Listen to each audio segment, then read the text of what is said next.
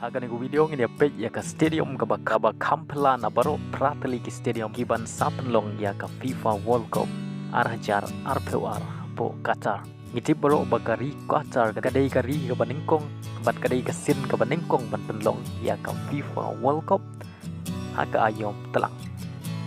Kajing penlong jongki ya ganai ka tournament ka bahek tam jong ka perthai haga ayom telang namar kajing shit pala hapo jong kanai kari.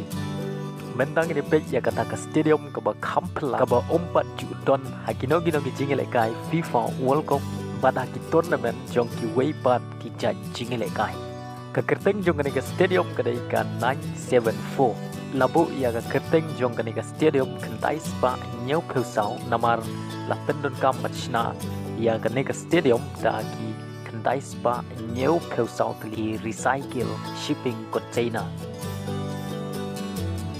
But ya ke stadium la tibru ya ka kum kata ka temporary venue la ne ka stadium ka bomne sa namar ya ke stadium on saben prano on dana kun kane ka jingle kai FIFA World Cup.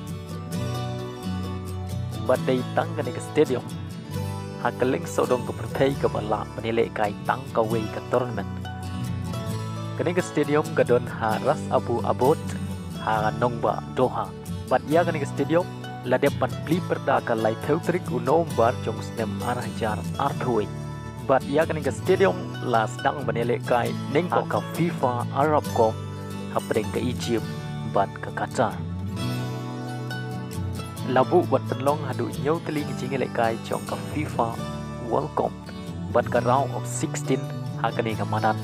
Lese kan ke stadium ka beningkong bat ka bakadu kata ke stadium ke bomne laneka temporary stadium.